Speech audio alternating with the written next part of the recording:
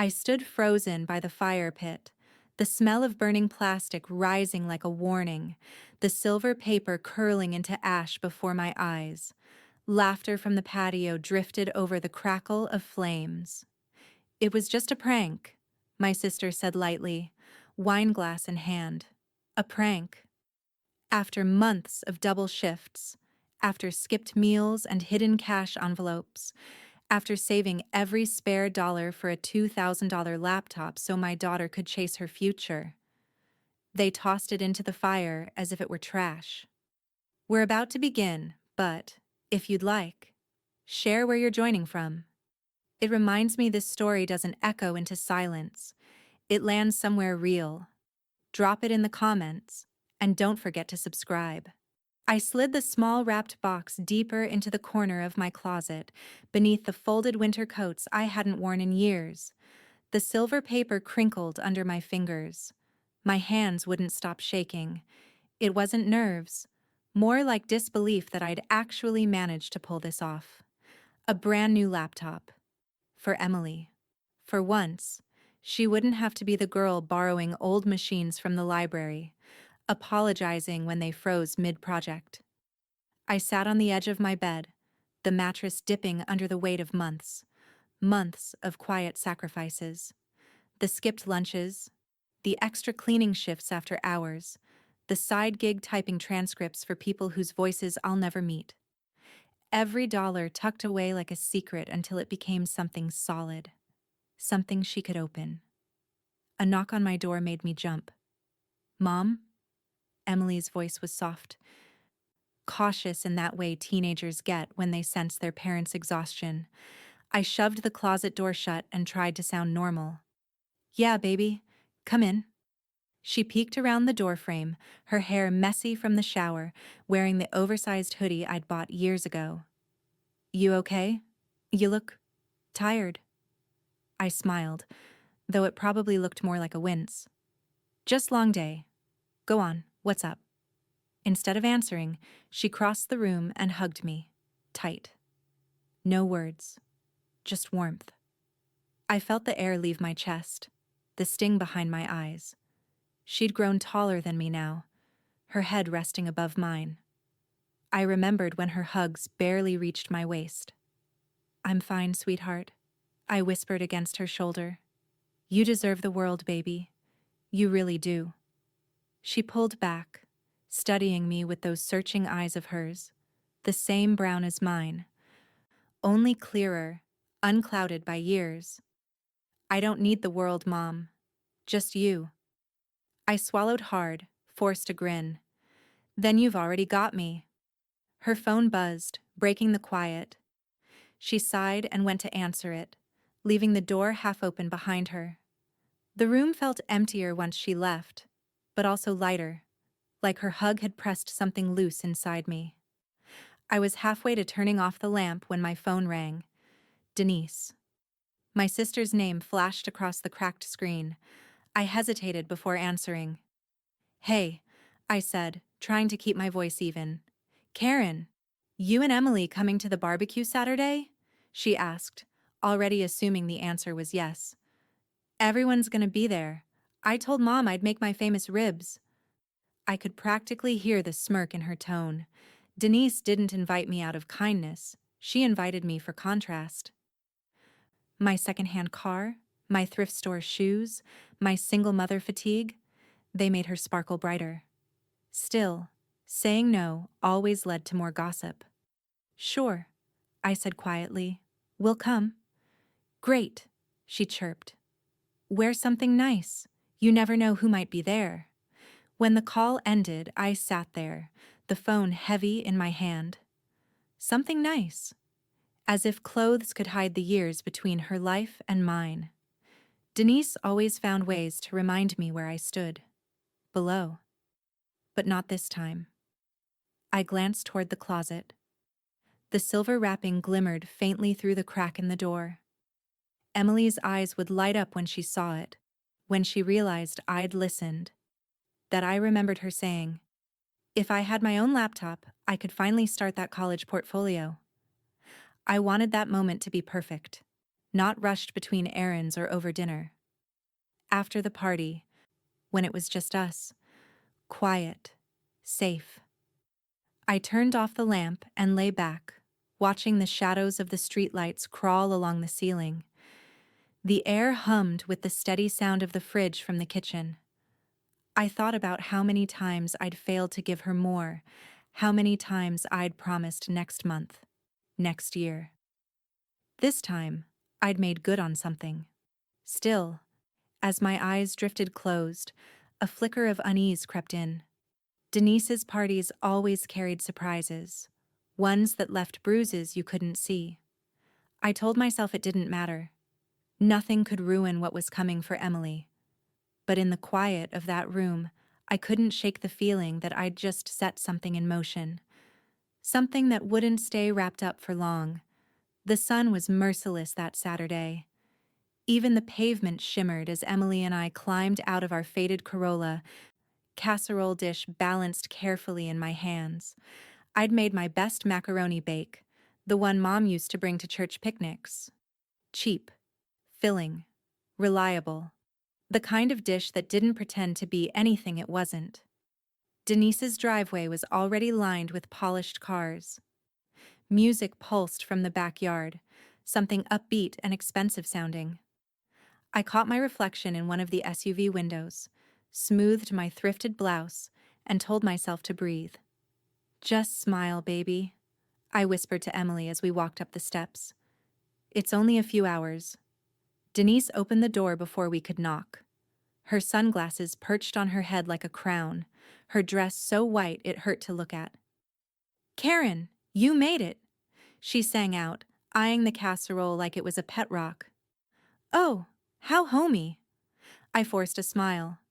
Mac and cheese. Thought the kids might like it. She took it between two manicured fingers. Of course they will. In the backyard, the smell of smoke and charcoal hung thick. Laughter, clinking glasses, the kind of casual ease that came with not worrying about bills.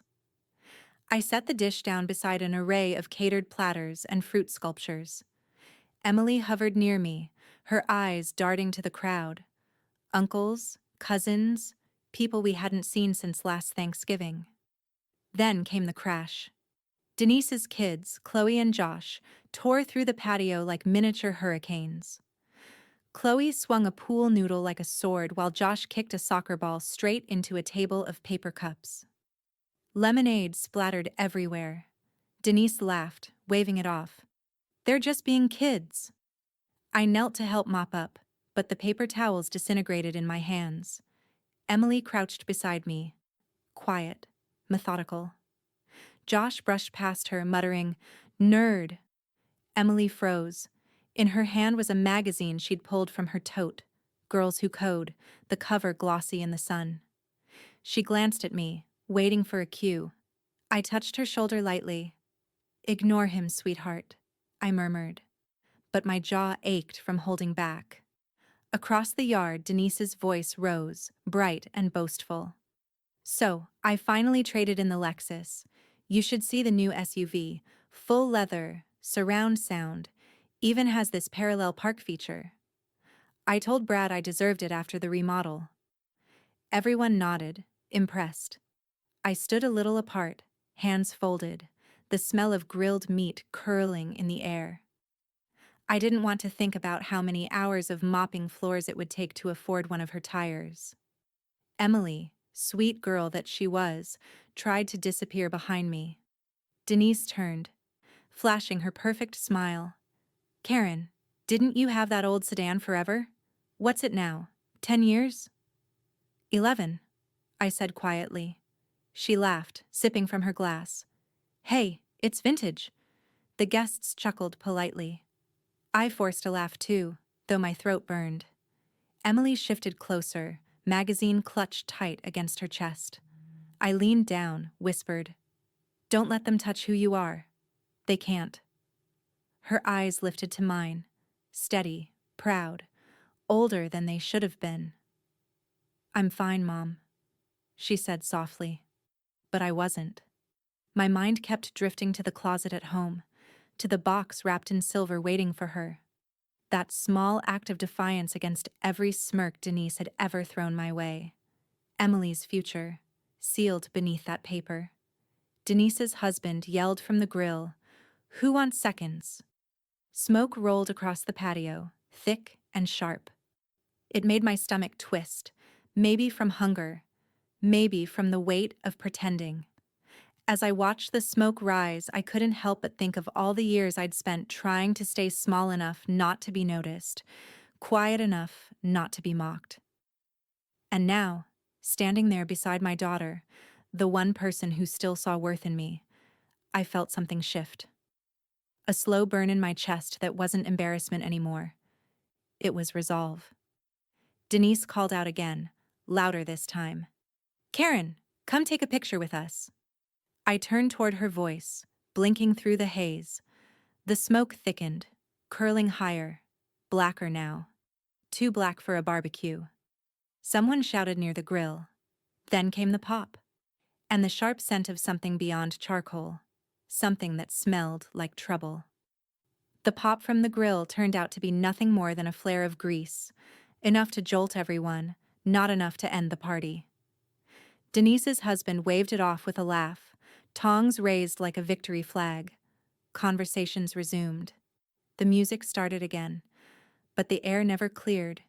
It stayed thick and bitter, like something burned that you couldn't quite scrape off.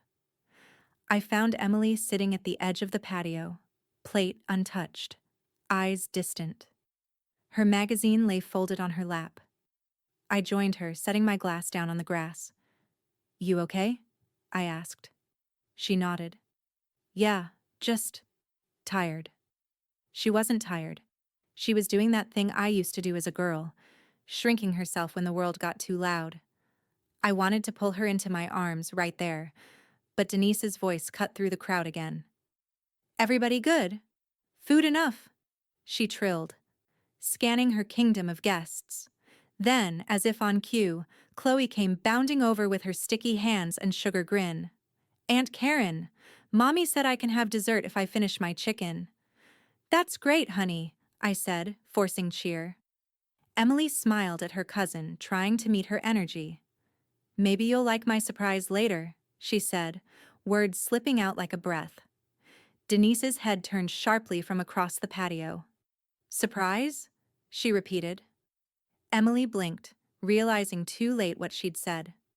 "Oh, nothing, Chloe gasped. "You got a surprise? What is it? What is it?" Josh joined in, voice louder than necessary. "Yeah, tell us, what did you get?" Emily's cheeks flushed pink. She glanced at me, panicked. "It's not, I mean, it's nothing big." Denise sauntered closer, wineglass in hand, eyes glittering. "Oh, come on, Em. You can't say something like that and not share. What did Mom get you?" I wanted to step in, but I saw it. The way Denise's lips curved, the slight tilt of her head. She was baiting her, and Emily didn't even know she was on the hook. "It's just," Emily hesitated. "Something for school." Chloe's eyes widened. "Is it a phone? A tablet? I want one too." Josh snorted. "Probably some nerd gadget."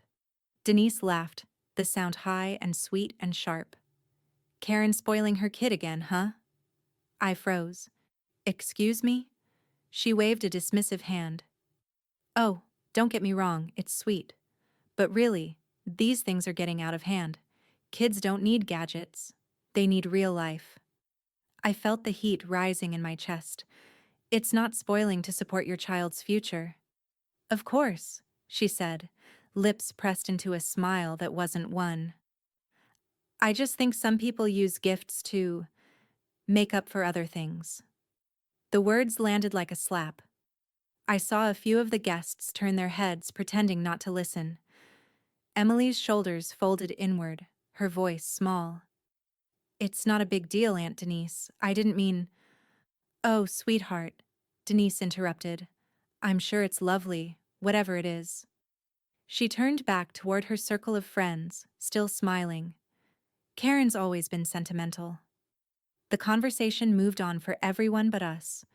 Emily's plate sat cold in her lap, She wouldn't look at me. "It's okay," I said quietly. "Don't feel bad." "I shouldn't have said anything," she whispered. "I messed it up." "You didn't mess up. You were just excited." I brushed a strand of hair from her face. "Let them talk." Behind us, Chloe and Josh huddled together, whispering with conspiratorial grins. Their eyes flicked toward Emily, then toward the house. Something in their giggles made my stomach tighten. I turned to call them over, but they scattered. Off toward the porch, vanishing through the open back door. Denise didn't even notice.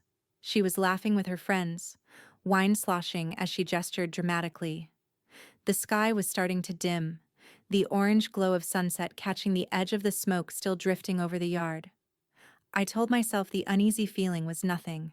Just leftover tension. Just nerves. But then I caught sight of Emily, sitting alone, twisting her napkin, staring into space where her cousins had disappeared. And for a split second, before I could blink it away, I saw something flicker in her reflection on the patio door. Two small shadows behind her, moving fast, and the glint of something metallic catching the dying light. Whatever they were whispering about, it wasn't harmless play. I straightened, heart starting to pound.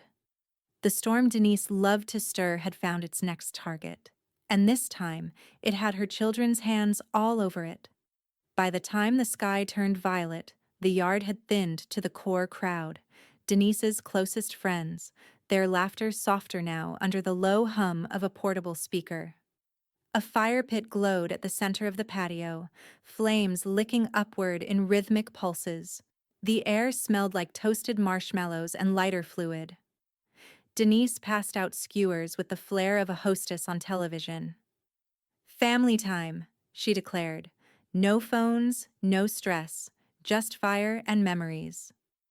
I took a seat on the edge of a wicker chair, Emily beside me. Her shoulders brushed mine. I could feel the tension still wound tight in her. I tried to smile at her, but her eyes stayed locked on the flames, the orange light flickering across her face. "You cold?" I asked. She shook her head. "No, just thinking." I nodded, though my stomach hadn't settled all evening. The unease from earlier clung to me like humidity, heavy and persistent. I could still see Chloe and Josh slipping into the house, their laughter echoing down the hallway. Denise hadn't noticed, or hadn't cared. Now they were back outside, darting between chairs, pretending to roast marshmallows but whispering and giggling in that conspiratorial way that always meant trouble. Denise noticed them finally and laughed. "They're wired tonight. Must be all the sugar." Her friends chuckled, wine glasses gleaming in the firelight. I forced a smile. "You might want to tell them not to go in the house unsupervised," I said gently. "Oh, please," Denise waved me off. "They're fine. It's their home." I opened my mouth to argue, but Emily's hand found mine. Her grip was small, but firm. "Don't," she whispered. "It'll just make her mad." She was right. Always so careful, that girl. Always watching me for the cues of how to survive these rooms. The fire popped loudly, sparks spiraling into the air. For a moment, I let myself imagine the night ending quietly.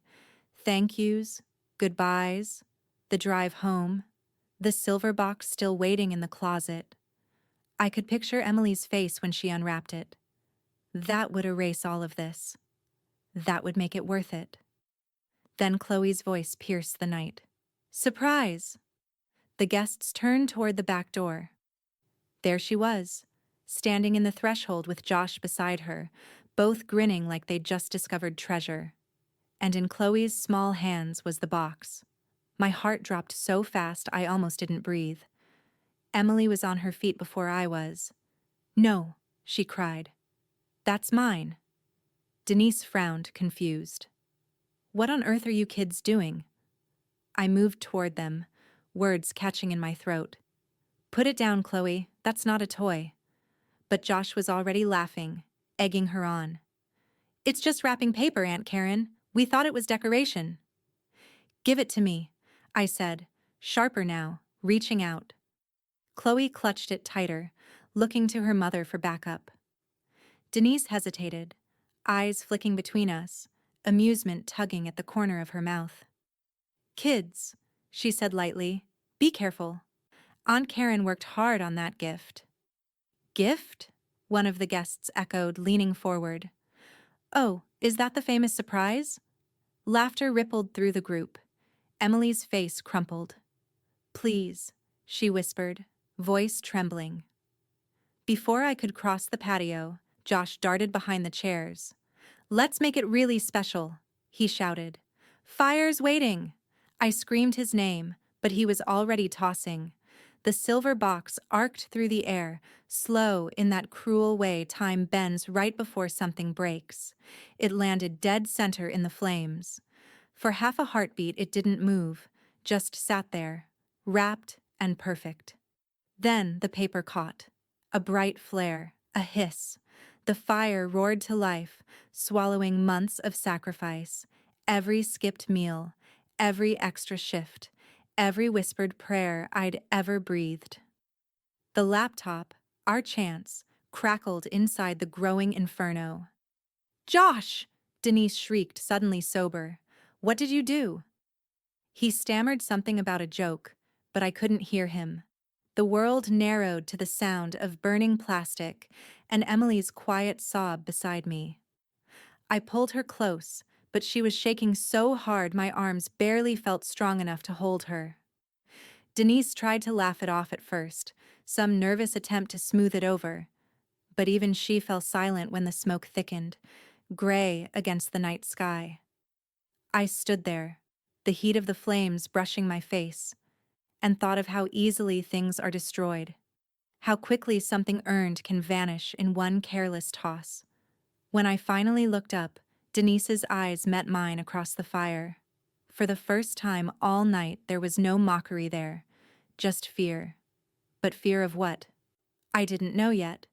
I don't remember moving. Just the sound of Emily's scream splitting the night and my own hands plunging toward the fire pit before my brain caught up. The guests shouted my name, chairs scraping back. But all I could see was the silver wrapping curling into black.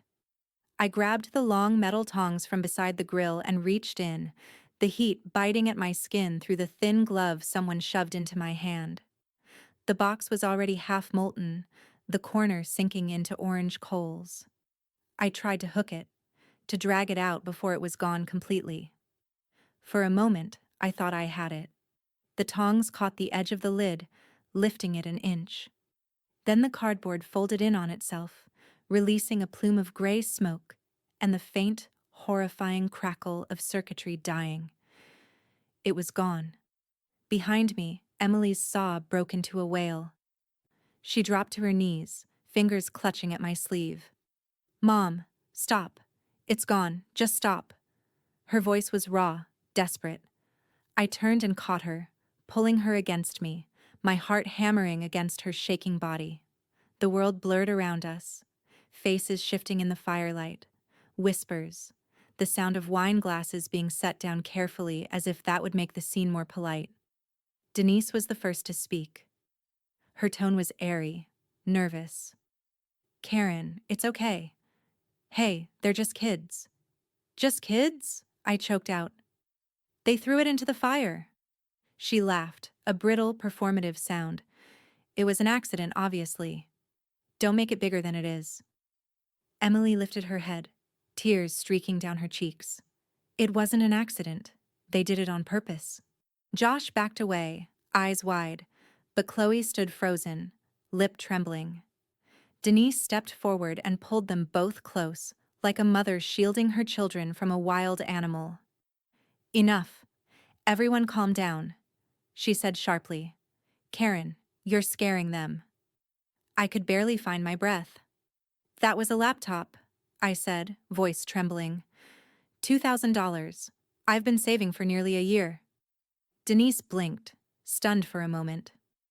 Then her expression shifted, something between disbelief and disdain. You spent $2,000 on that? I stared at her. It wasn't a toy. It was for Emily's school. For her future. She gave a small, humorless laugh. Karen. Who does that?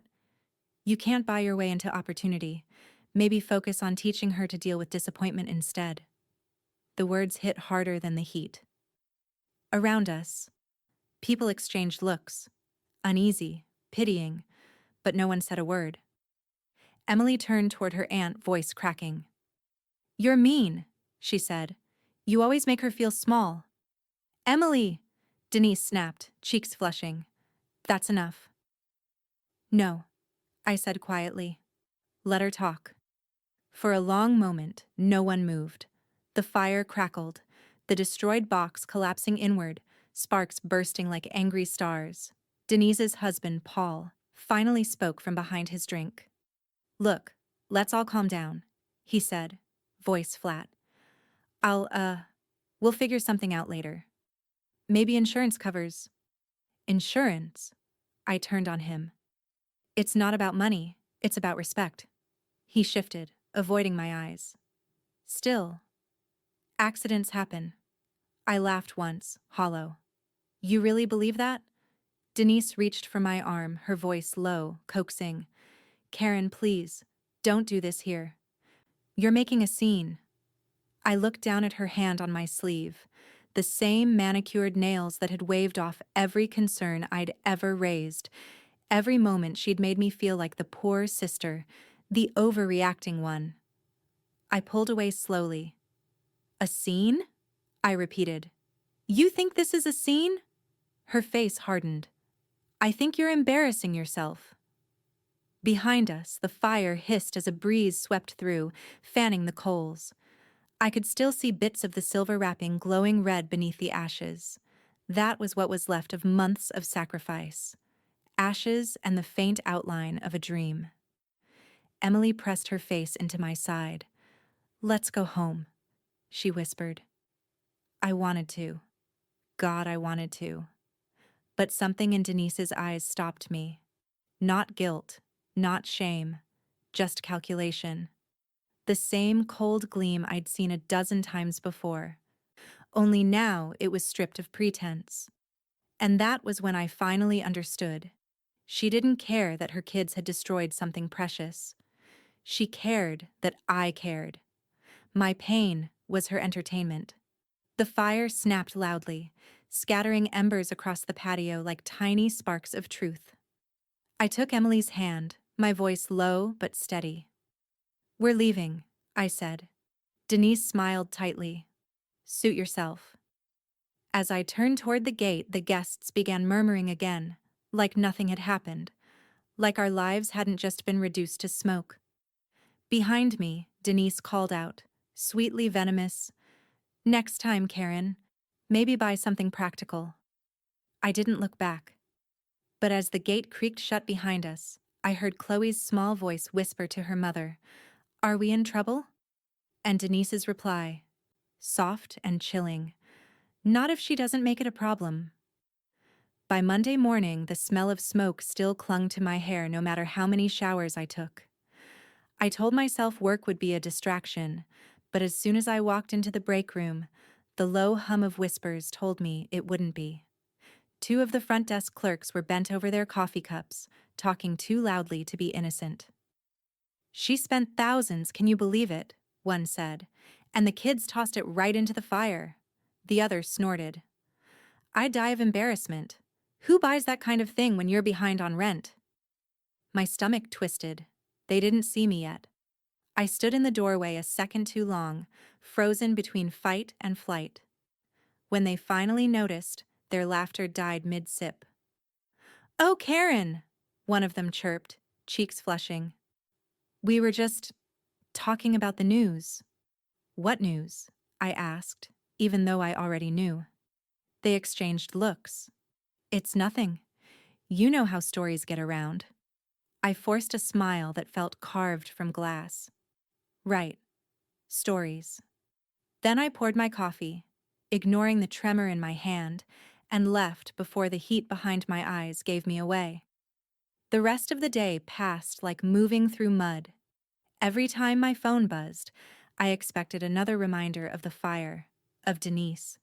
By lunch, I stopped checking entirely.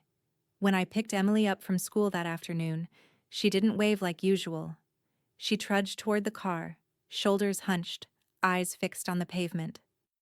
"Hey, sweetheart," I said softly. "Rough day?" She climbed in without answering. Halfway home, I heard her sniffle. "They laughed at me," she whispered. My hands tightened on the wheel. "Who?" "Some kids in science. They said, 'Guess your family can't handle firewalls either.'" Her voice cracked on the word. "They called me Laptop Girl." I swallowed the anger rising in my throat. "Kids are cruel," I said quietly. "She posted it, didn't she?" I frowned. "Who?" "Aunt Denise." At home, Emily went straight to her room. I followed her only long enough to see the glow of her phone screen reflected in her wet eyes. Then I checked mine. It didn't take long to find. Denise had posted a picture of her family smiling around the same fire pit, captioned, "Some parents think throwing money at their kids equals love. So glad mine know better. Grateful, kasha, real values." The comments were worse. "Preach, girl. You always did have to parent your sister too. Kids need boundaries, not laptops." My cheeks burned. I scrolled and scrolled, each word slicing deeper. She hadn't mentioned my name, but everyone in our circle knew exactly who she meant. The same neighbors who smiled at me in the grocery store now had front row seats to my humiliation. When I stepped outside to clear my head, Mrs. Dalton from next door was watering her azaleas. She caught my eye and offered a tight, pitying smile. "I heard about the mix-up at your sister's," she said. "Such a shame." "It wasn't a mix-up," I replied. Her smile faltered. "Well, kids, you know." Then she went back to her flowers. That was the pattern all week. Sympathy at a safe distance. Neighbors, co-workers, even church acquaintances offering careful condolences without ever naming what had happened. Everyone liked a scandal better when it stayed tidy. Inside, Emily barely left her room. The sound of her typing, normally steady and rhythmic on her borrowed school Chromebook, was gone. She skipped dinner 3 nights in a row, claiming she wasn't hungry. On Thursday evening, I stood outside her door with a plate of reheated pasta, listening to the silence on the other side. "Em?" I called gently. No answer. I set the plate down on the floor. "I know it feels like everything's gone," I said through the door. "But I promise you, it's not. You still have your dream. And I swear to you, I won't let this be the end of it." The words came out fiercer than I intended. Maybe I was talking to myself as much as to her. When I turned, I caught a faint glow under the door crack, the light of her phone screen flickering again. For a moment, I thought it was hope. Then I realized it was something else entirely. A new notification. A new wound waiting to open. And I knew Denise wasn't done yet. By Saturday, the anger stopped simmering and started boiling. It wasn't the kind that came in flashes anymore. It was steady, cold, focused. Every cruel comment online, every sideways glance at the grocery store, every time Emily refused to eat, it all collected inside me like pressure in a sealed jar. That morning, I stared at Denise's post again. The photo of her family, perfect and smug, was still there. 47 comments deep. The longer I looked, the more the edges of the screen blurred. My reflection in the glass didn't even look like me. I didn't text. I didn't call first. I just drove. The drive to her house felt shorter this time, like my foot never lifted off the gas. Emily sat beside me, silent, twisting her seatbelt between her fingers. When we pulled into the familiar driveway, her voice cracked through the quiet. "Do we have to go in?" "Yes," I said. "We do." Denise opened the front door before I could knock, like she'd been expecting me. She looked fresh from yoga. Leggings, flawless ponytail, that infuriating calm she wore like perfume. "Well," she said, "this is a surprise." I stepped inside without asking. "We need to talk." Her smile didn't falter. "About what?" "About the laptop," I said, forcing the words to stay steady. "About your kids throwing it into the fire." She sighed, as though I'd brought up something trivial. "Karen, are we really still on that? It was an accident. You know how kids can be." Emily's voice came out small but sure. "It wasn't an accident." Denise's gaze flicked to her, sharp for just a second. "Sweetheart, I think you're confused. Nobody meant any harm." Behind her, Josh snickered from the couch, a video game controller dangling from his hands. "Yeah, it was just a prank." The sound of his laugh sliced straight through me. I turned to Denise. "You owe me $2,000. She blinked once, then laughed. A low, disbelieving sound. "Excuse me?" "You heard me." I stepped closer. "You're responsible for what your kids did. You let them run wild. You laughed when they took the box, and you watched it burn. You owe me for that." Her expression hardened. "Karen, please, don't embarrass yourself again." "This isn't embarrassment," I said. "This is accountability." Paul appeared in the hallway, half-dressed, holding a mug of coffee. "What's going on?" he mumbled. "Your wife's trying to shake us down," Denise said lightly. I turned toward him. "They destroyed something that wasn't theirs. Do you think that's funny too?" He rubbed his neck. "Look, Karen, the kids didn't mean it. And we've all had a rough week. Maybe it's best to just let things settle." "Settle?" I repeated, my voice breaking on the word. "You stood there and watched while she humiliated me online. You think I'm going to let that settle?" Denise crossed her arms. "If you're so sure I'm responsible, go ahead. Sue me. You won't win." The words hung there, calm, sharp, deliberate. She knew exactly what she was doing. She knew I couldn't afford a lawyer, that I barely had enough for next month's bills. Her smirk said it all. She didn't believe I had the power to touch her. Emily looked between us, tears shining in her eyes. "It's not fair, Mom," she whispered. I reached for her hand. "No," I said quietly. "It's not." Denise turned toward the kitchen, already dismissing me. "I'd offer you coffee, but I'm out." That was the moment something inside me snapped.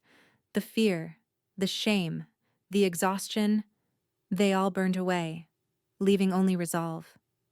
My hands were trembling, but my voice came out clear. "You'll see me in court." She paused mid-step, looking back over her shoulder. For the first time, I saw her expression falter. Just slightly. Just enough. "Karen," she said, almost laughing, "don't be ridiculous." I didn't answer. Emily and I were already at the door. As we stepped into the cold afternoon, I heard Josh's laughter echo down the hallway, followed by Denise's muttered, "She's bluffing." But in the pit of my stomach, something shifted. For the first time in years, I wasn't the one walking away defeated. I was walking towards something. Something she didn't see coming. The lawyer's office sat wedged between a thrift store and a dry cleaner, the kind of place you drove past 100 times without noticing. The sign above the door read, "Dalton and Associates," though I knew there weren't any associates. Just Mr. Dalton himself, a man whose name had floated around town for decades, like an old song everyone knew, but few had heard lately. I'd called him that morning, half expecting to be turned away. Instead, his secretary said, "He'll see you at 2. Now, sitting across from his cluttered desk, I wasn't sure if I'd made a mistake. The office smelled faintly of coffee and old paper. Law books leaned in tired stacks, their spines cracked from use. A small space heater hummed by the filing cabinet. Mr. T. Dalton adjusted his glasses and peered over a manila folder filled with what I'd brought, Printouts of text messages, screenshots of Denise's post, the charred receipt I'd found in my purse. Emily sat beside me, her hands folded tightly in her lap. He looked at the photos first, the fire pit, the ashes, the blackened scraps of silver wrapping I'd managed to salvage. "You took these right after?" he asked. "Next morning," I said quietly. I couldn't look at it that night. He nodded, then turned a page. "And this was a new laptop?" "Brand new. I just bought it for her. Paid cash." Emily's voice trembled. "It was for my portfolio, college applications." Mr. Dalton studied her for a long moment, his lined face softening. "That matters," he said gently. He leaned back, steepling his fingers. "Here's the thing, Ms. Walker. What happened to you isn't just about property damage." I frowned. "What do you mean?" "It's about intent," he said. "Those kids didn't just break something. They destroyed it deliberately. And their mother condoned it. That changes everything." My breath hitched. I hadn't let myself believe it could mean anything in the eyes of the law. For weeks, I'd been told to move on, that it was just kids, just a prank. But hearing him say the word intent, it cracked something open inside me. He continued, voice low but firm. "You have photos, receipts, witness statements if you can get them, and online evidence showing malice. That's a case." I swallowed. "They think I won't fight back." He gave a small, knowing smile. "Then let's show them otherwise." For the first time since the fire, the air in my chest felt lighter. Emily's hand found mine, her grip steady. "Does this mean we can make them pay?" she asked softly. Mr. Dalton's eyes met hers. "It means your mom is standing up for both of you, and sometimes that's the first step toward justice." He slid a sheet of paper across the desk. A retainer agreement, neatly typed. My fingers hovered above it. I'd never hired a lawyer before. The weight of the decision pressed down on me, but so did something else. A pulse of quiet, rising power. I looked at Emily. Her face was still pale, but for the first time in weeks, I saw a spark there. Hope. I signed. Dalton gathered the documents carefully, tucking them into a clean folder. "I'll start with a formal demand letter," he said. "That usually gets people's attention, especially when they think they're untouchable." I couldn't help a small smile. "She'll hate that." "Good," he said. "Sometimes hate is just fear with good posture." As we stood to leave, Emily reached for my coat sleeve. "Mom?" "Yeah? You really think we can win?" I looked at her. The dark circles under her eyes, the way her shoulders had slumped for weeks, and I felt that familiar ache of wanting to protect her from everything. But this time, I didn't promise it would be easy. "I don't know," I said, "but I know we're done losing." Mr. Dalton opened the door for us, the late afternoon light spilling into the room. "Keep your head high, Ms. Walker," he said. "People like your sister, they count on silence. The minute you speak up, you change the rules." As we stepped out into the cold, Emily slipped her hand into mine. "You're not the only one underestimated," she said softly. I smiled, the winter air biting my cheeks. "Then maybe it's time they learn who we really are."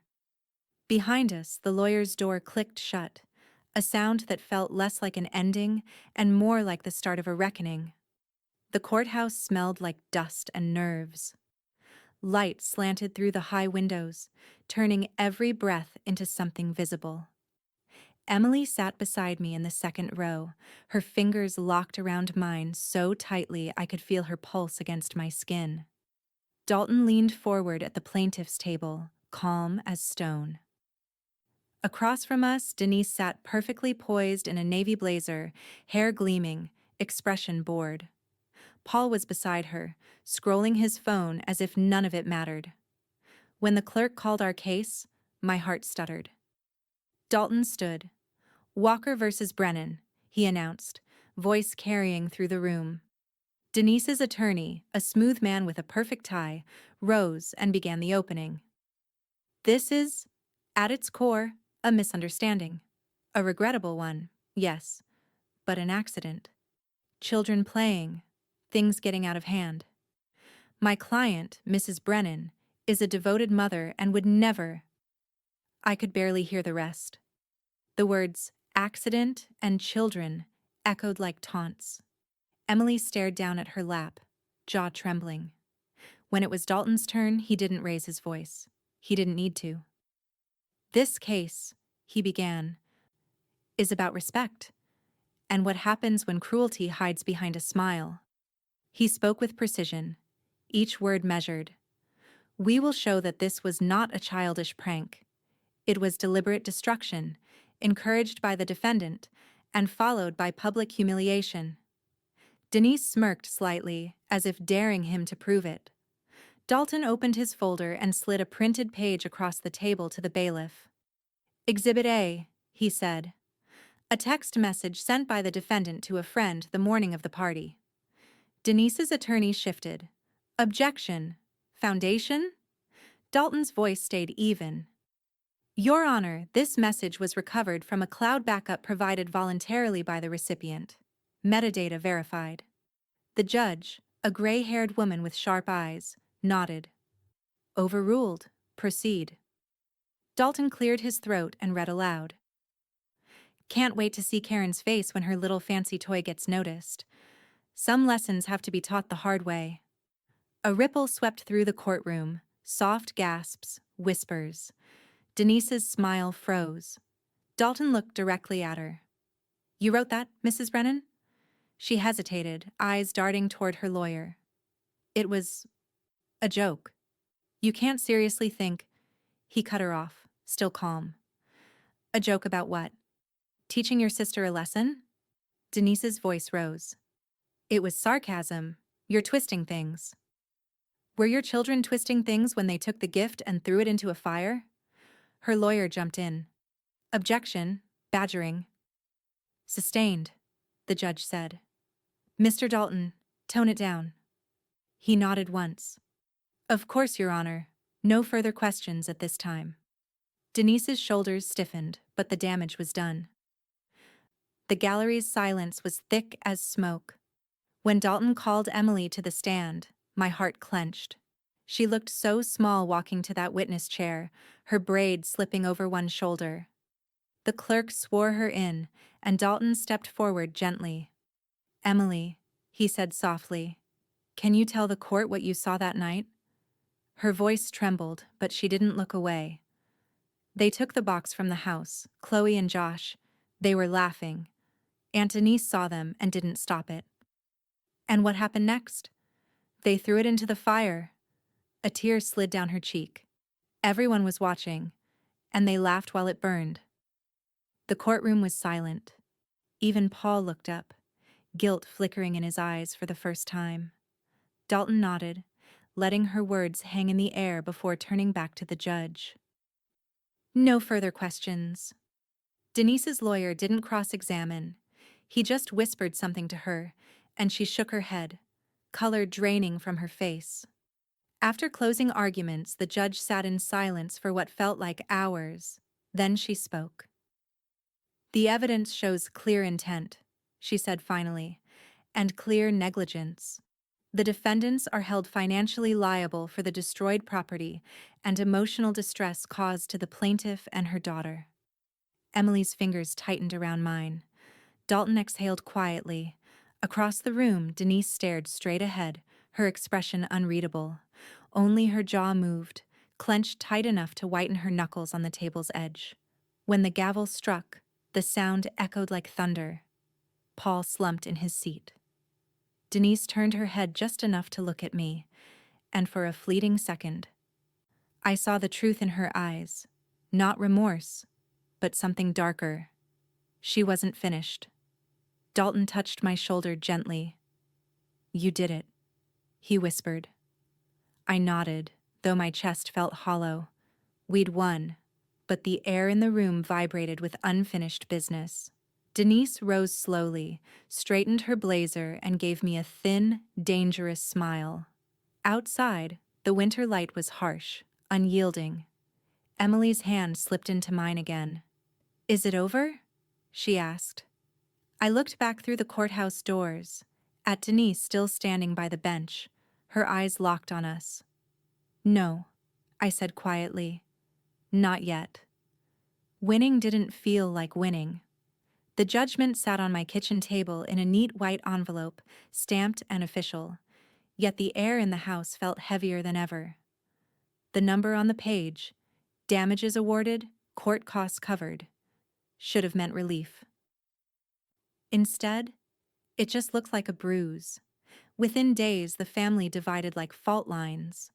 My mother called first, her voice cautious, as though I were a child caught misbehaving. "You didn't have to take it that far, Karen," she said. "She's your sister." "She's also the reason my daughter can't sleep at night," I replied. Mom sighed. "You two were always so different. I just wish you could have talked it out." I almost laughed. "Talked it out?" "She burned it, Mom." She laughed. The silence on the other end said everything. By the end of the week, half the family had picked sides. Some called to congratulate me quietly, as though afraid to be overheard. Others stopped calling altogether. At a cousin's birthday party, I caught whispers the moment I walked in. "That's her," someone muttered near the buffet. "The one who sued her own sister." Denise wasn't there. She'd made sure I knew she wasn't invited. But she was everywhere in spirit. Her voice carried through gossip and retold outrage. "She humiliated me in court," I heard one aunt say in the kitchen. Poor Denise. Her own sister did that to her. If anyone mentioned what she'd done to deserve it, no one lingered on it long. People loved a feud, but they hated the discomfort of truth. Paul had been seen at O'Malley's bar 3 nights in a row. The bartender, an old friend from high school, told me he'd taken to drinking cheap whiskey and muttering about ungrateful women. Denise was apparently sleeping in the guest room now. I couldn't bring myself to feel sorry for either of them. Emily still mourned the laptop. Not the device itself, but what it symbolized. The hope, the work, the future it carried.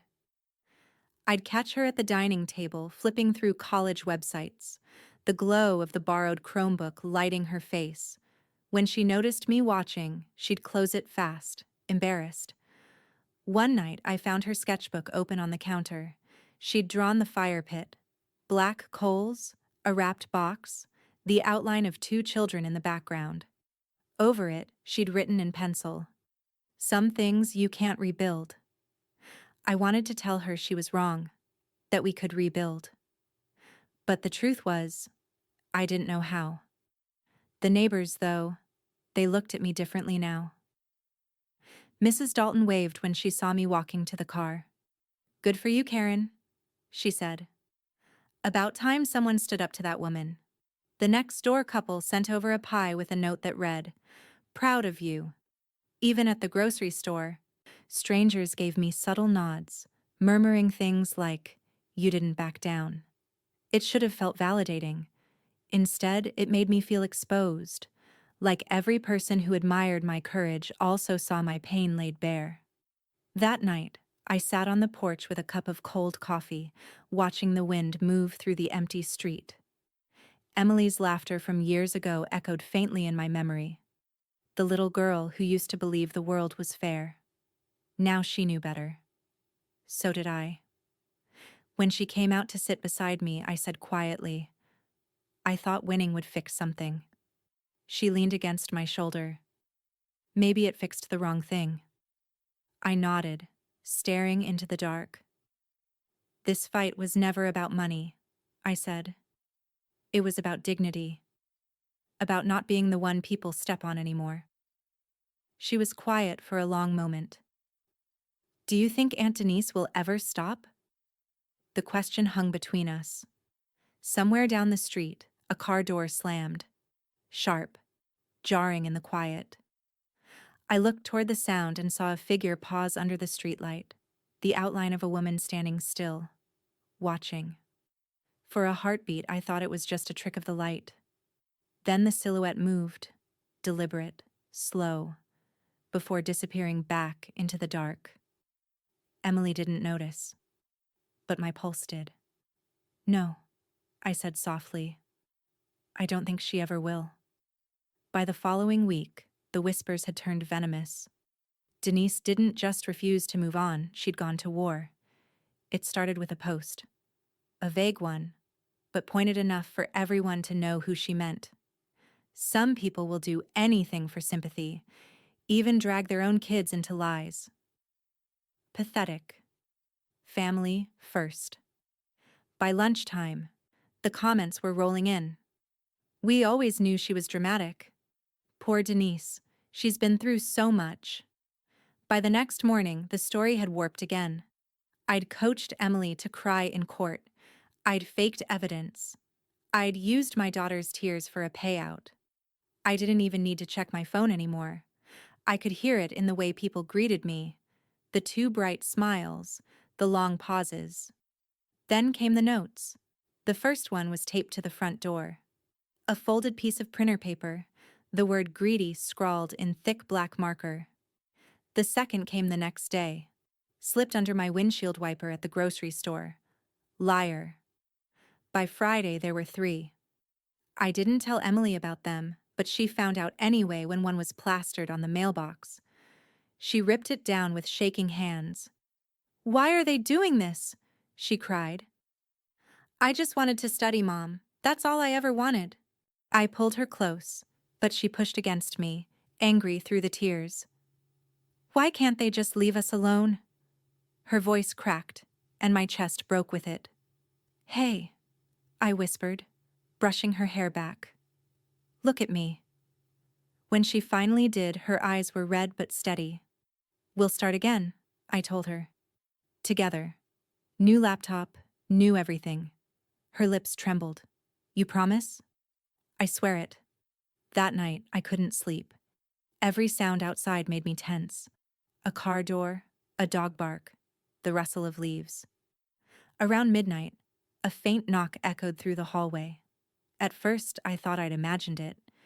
Then it came again. I went to the window and froze. Paul stood on the porch, swaying slightly, his shirt untucked, a bottle hanging from one hand. I cracked the door open just enough to keep the chain on. "What are you doing here?"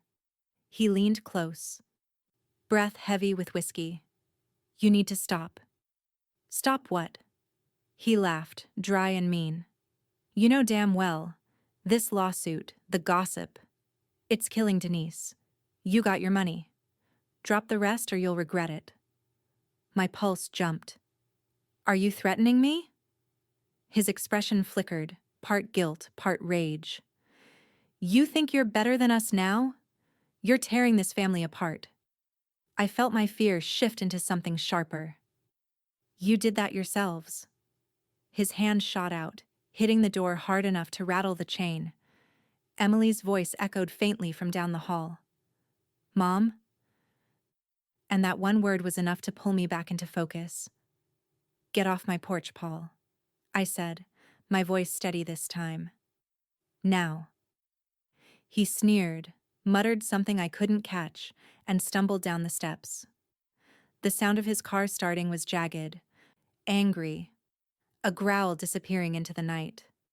I shut the door, locked it, then double-locked it. My hands were shaking so hard I almost dropped the phone as I dialed.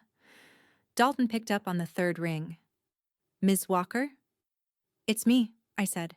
"He came here, drunk. Said I'd regret it if I didn't stop." A pause.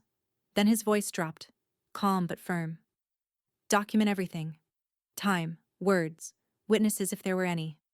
I'll handle the rest. But Karen, don't be alone tonight." I hung up, checked every window, every lock. Emily was standing in the hallway, pale and frightened. "Was that Uncle Paul?" she asked quietly. I nodded. "He's gone now." She hesitated. "Are we safe?" I looked at her, at the fear I'd spent years trying to shield her from, and felt something harden inside me. No, I said, but we will be. She stepped forward and hugged me tight, her small frame trembling against mine. Outside, a gust of wind scraped the note that had fallen near the porch, the one that said greedy. It fluttered once, then disappeared into the dark. Inside, I stood straighter than I had in months. The fear was still there. But beneath it, something stronger had begun to take root. Resolve. And for the first time, I wasn't afraid of what Denise might do next. I was ready for it. The storm finally broke a few days later, not outside, but inside me. After weeks of sleepless nights and fear-laced mornings, the air felt different. Calmer, somehow, like the house itself had exhaled. Emily went back to school on Wednesday. I watched her from the car as she walked toward the entrance, backpack slung low, head high, but cautious.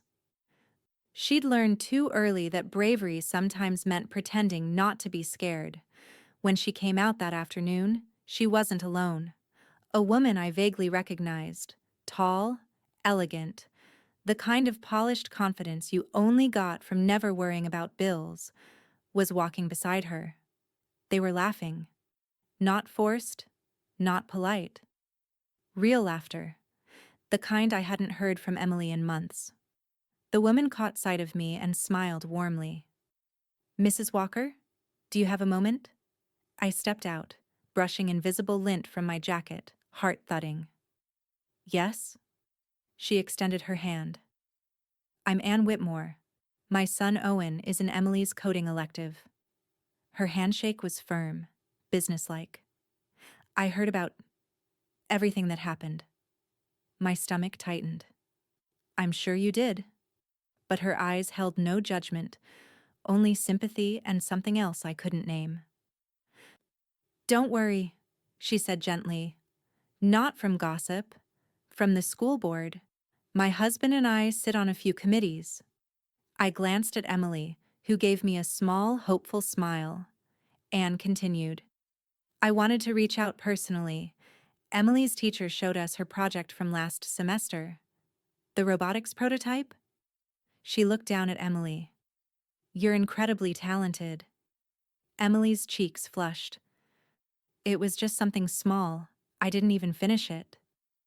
"Even unfinished," Anne said, "it showed brilliance, creativity, precision, and heart." She paused, letting the words settle. "We fund a private STEM summer program. Selective, project-based, full scholarship for students who show exceptional promise." I blinked. "Are you offering her a spot?" Anne nodded. "If she'll take it." Emily's breath caught. "But why me?" Anne smiled softly. "Because you didn't give up when humiliated. Most adults wouldn't have handled that kind of public cruelty with half your grace." I saw the way Emily's chin wobbled, the way she bit her lip to keep from crying. My own throat tightened. Anne turned to me. "We'll cover tuition, materials, travel. Everything. It's not charity, Mrs. Walker. It's recognition. Your daughter's story reached the right ears." For a moment, I couldn't speak. The words blurred together. Recognition, promise, future. They sounded like light. Emily turned to me, eyes wide. "Mom?" I swallowed hard. "You earned this, sweetheart, every bit of it." She shook her head, tears spilling now. "We wouldn't even be here if you hadn't—" I pulled her into my arms before she could finish. She hugged me fiercely, her small frame trembling with relief instead of fear for once. I could feel her heartbeat against mine, steady, alive, free. Anne cleared her throat softly, smiling. "I'll email the details tonight. We'd love for Emily to start next month." When she left, Emily and I sat in the car for a long time. Neither of us spoke. The afternoon light slanted through the windshield, warm and forgiving. For the first time in what felt like forever, it didn't sting. On the drive home, Emily stared out the window. Do you think Aunt Denise will be mad if she finds out? I smiled faintly. Probably. She thought about that, then smiled too. Good. When we got home, she went straight to her desk, opening her old Chromebook like it was brand new. The click of the keys filled the silence, not frantic, not forced, but full of purpose. I stood in the doorway, watching her work, my chest swelling with something I hadn't dared to feel for months: hope. As the sun dipped behind the houses, I caught my reflection in the window, the same woman Denise once called weak, desperate, unremarkable. Only now she looked different, steadier. I whispered to the glass. She was wrong. Then, from outside, a car engine idled. Low, steady, too close. I turned toward the sound, heart ticking faster. A dark SUV sat at the curb, headlights off. For a moment, I saw the faint shape of someone inside. Still, watching. Then the engine revved once and pulled away. The feeling of lightness didn't leave me, but it shifted. Hope and warning, braided together. Because just as Emily was stepping into her future, I knew Denise wasn't finished trying to pull us back into her past. By the time autumn rolled in, the world had rearranged itself. Quietly, almost cruelly, the way life does when the storm moves on. Except this time, it wasn't hovering over me. It was over Denise. Rumors trickled down first. Whispers about unpaid bills, a credit card declined at the country club, her SUV repossessed from the driveway while the neighbors watched through their curtains. Paul's business had been struggling for months, and after the court judgment, banks stopped returning his calls. Their perfect life, the one she used to parade like a trophy, was beginning to crack from the inside out. I heard it all secondhand. I didn't seek it out. I didn't need to. The universe was simply folding in on her. Slow, precise, poetic. When I passed by her street one morning, the manicured lawn was overgrown, the shutters faded, the driveway empty. I told myself I didn't feel satisfaction, but part of me did. A small, guilty part. Chloe and Josh had switched schools mid-semester. Word was the bullying had turned on them now. Whispered insults about fire and laptops. Other kids' parents telling their children to keep distance. The same cruelty Denise once weaponized was now eating its way through her own house. Then one afternoon, everything came full circle. I was folding laundry when the pounding started. Not a knock. Pounding. Fists against the door. Emily's voice came from her room, startled. "Mom?" I set the basket down and went to the peephole. My stomach dropped. Denise. Her hair was wild, makeup streaked, eyes rimmed red. She looked smaller somehow, like the version of her that existed before she learned how to hide her insecurities behind confidence and cash. "Open the door," she demanded, voice already cracking. I didn't. "You need to leave." She slammed her hand against the wood. "You ruined us." The sound echoed through the apartment. Emily stepped into the hallway, pale but steady. I motioned for her to stay back. "Go home, Denise," I said. Her laugh was sharp, desperate. "Home! We had to sell it." Her words tumbled over each other, raw and unfiltered. "Paul's drinking, my credit's wrecked. The kids..." She choked on the rest. "You couldn't just take the win, could you? You had to destroy me." My pulse pounded in my ears. "Destroy you? You destroyed yourself. I just stopped cleaning up after you." Her eyes flashed. "Don't you dare act like you're innocent. You wanted to see me fall." I opened the door halfway then, not because I pitied her, but because I needed her to hear me clearly. "No," I said softly. "I wanted you to stop hurting people and pretending it was love." For a moment, she just stood there, breathing hard, eyes darting around the room like she was searching for something to blame. Then her voice broke. "You think you're better than me?" "No," I said. I think I finally stopped trying to be like you. Behind me, I heard Emily step forward. Her voice, when it came, was calm but sharp, too wise for her age. You burned more than a laptop, Aunt Denise, she said. You burned trust. You can't buy that back. Denise froze. Her gaze flicked to Emily, and for the first time the fight left her face. She looked exhausted, hollowed out. The kind of tired that comes from running out of lies to tell yourself. She tried to speak, but nothing came. Her shoulders slumped, her hand fell away from the doorframe, and she crumpled to the floor, sobbing. The sound was jagged, not elegant, not performative. Real. For a long minute, no one moved. The air in the hallway felt heavy with everything unsaid. Years of rivalry, resentment, blood and pride tangled together. Then, quietly, I knelt. Not to comfort her, not to forgive, but to end the cycle. You need help, Denise, I said. Real help. Before there's nothing left. She looked up at me, mascara streaking down her face. It's already too late. I didn't answer. She stood slowly, unsteady, and walked down the hall without another word. The echo of her heels faded until there was only silence. Emily slipped her hand into mine. Mom, she whispered. Do you think she'll be okay? I stared at the door, the dent where her fist had hit, the faint tremor still in my body. I don't know, I said, but I know we will. Outside, the sky cracked open with the first cold rain of the season, soft, relentless, cleansing. And for the first time, I let it fall, without flinching. 2 weeks after Denise's visit, the world began to feel still again. Not empty, just still. The rain had washed everything raw, the kind of quiet that follows a storm when even the air seems to wait before breathing. For the first time in months, I had enough money sitting in my checking account to do something more than survive. The court damages had finally cleared. I'd stared at the deposit notice for a long time that morning, blinking at the numbers until they stopped feeling like fiction. It wasn't a fortune, but it was enough. Enough to fix what had been broken. Enough to start again. Emily was at school when I walked into the electronics store.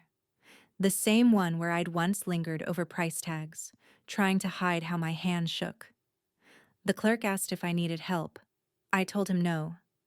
But when I saw the model I'd saved for all those months ago, the same one that had burned in Denise's fire pit, something in my chest cracked open. The box was lighter than I remembered. At home, I wrapped it in plain brown paper. No silver this time, no shimmer or surprise to invite envy. Just a quiet promise between mother and daughter. When Emily came home, she dropped her backpack and kicked off her shoes, humming softly under her breath, something she'd started doing again recently. Her face was flushed from the cold. "What's that?" she asked, spotting the box on the kitchen table. I smiled. "Something that belongs to you." Her brow furrowed. "Mom." "Go on," I said. She tore the paper gently, careful not to rip it. When she saw the logo, her hands flew to her mouth. "No way." Tears pooled instantly, spilling before she could blink them back. "You didn't—" "I did." I pushed the box toward her. "This time, no one takes it from you." Her chin trembled as she hugged it to her chest, holding it like something sacred. "I don't know what to say." "Then don't," I said softly. "Just build something beautiful." She set the box down carefully, unwrapping it piece by piece, reverent and deliberate. When the screen flickered to life, that familiar blue glow filled the room, the same color as possibility. "Can I?" she asked, already reaching for her notebooks, her code drafts, the sketches of projects she'd kept in her binder since before the fire. I nodded. "Go ahead." She spent the rest of the evening at the dining table typing with a rhythm that filled every corner of the apartment. It wasn't just sound. It was movement, life, rebuilding. I cooked dinner quietly, half listening to the soft clack of keys and the hum of the computer fan. Every so often she'd call out, "Mom, look!" And I'd look, even if I didn't understand a single line of code on the screen. What I understood was the light in her face. By the time she finally closed the laptop, it was nearly midnight. She stretched, yawning, and came to lean against me. "I forgot what it feels like," she said. What? What feels like? Being excited about tomorrow." My chest tightened. I brushed a strand of hair from her face. "Then that's what we hold on to." She smiled, small, certain. "You know what I'm going to name my project?" I shook my head. "Phoenix," she said, "because it starts over. Stronger." I laughed quietly, though my throat ached. "That's perfect." When she went to bed, I stood in the doorway of her room, watching her sleep. The faint glow from the laptop charger painted a halo of light across her desk.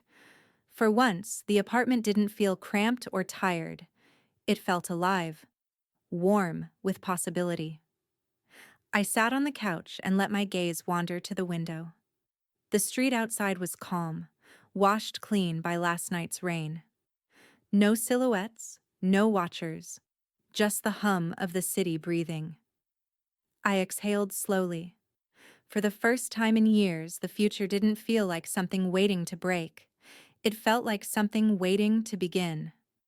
By spring, the world had softened again. The snow melted from the gutters, and the light lingered a little longer every evening. Hope didn't arrive all at once. It crept back in quietly, the way dawn seeps through blinds before you're ready to wake. The night of the school showcase, Emily insisted I wear my nicest blouse, the one with the tiny pearl buttons I'd almost pawned last year. "You have to look professional, Mom," she said, teasing. "You're the parent of the star coder." I laughed, shaking my head. "I'm just the ride." She grinned, slinging her backpack over her shoulder. "Not tonight." The gymnasium buzzed with energy, rows of folding tables lined with projects, robots twitching to life, digital art glowing from monitors, 3D printed sculptures catching the light. Parents milled about with cups of punch, whispering the way they do when pride feels too big to hold in silence. At the far end, Emily stood beside a simple sign that read, "Phoenix." Her booth glowed blue and orange, her laptop perched open like a heartbeat. The game on the screen shimmered, a small, hand-coded world where a bird rose from ruins, rebuilding its nest after every storm. I felt the tears start before she even began to speak. One by one, teachers stopped to watch. A few students crowded in behind them. "It's beautiful," someone murmured. "Look how it rebuilds itself." Emily explained her code with calm confidence, her voice carrying just enough to quiet the chatter around her. "It learns from what destroyed it," she said. "That's how it keeps surviving." I bit the inside of my cheek to keep from crying too early. When the principal came over, she smiled wide. "Exceptional work, Emily. Truly original." Parents clapped. A teacher asked if she planned to submit it for the regional competition. Emily blushed, muttering, "Maybe." I stood a few steps back, afraid to move, afraid I might ruin the moment by existing too loudly. She looked up, caught my eye across the room, and smiled, the kind that held everything unsaid between us. That was when it hit me.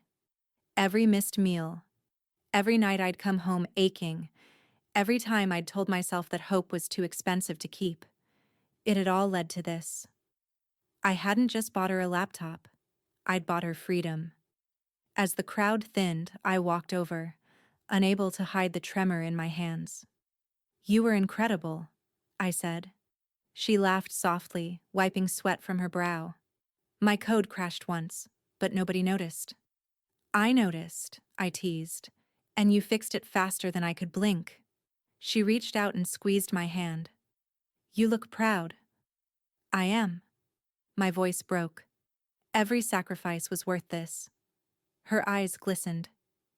You gave me my future, Mom. No, I said gently. You built it. For a moment, the noise around us faded. The laughter, the clatter of tables being folded, the hum of fluorescent lights. It was just us, the way it had been when she was little and I'd tuck her in, whispering that tomorrow would be better. Now, it finally was. I glanced around the gym one last time. No sign of Denise or her family, no pointed stares, no whispers, no shadow at the door. Their absence felt heavier than their presence ever had.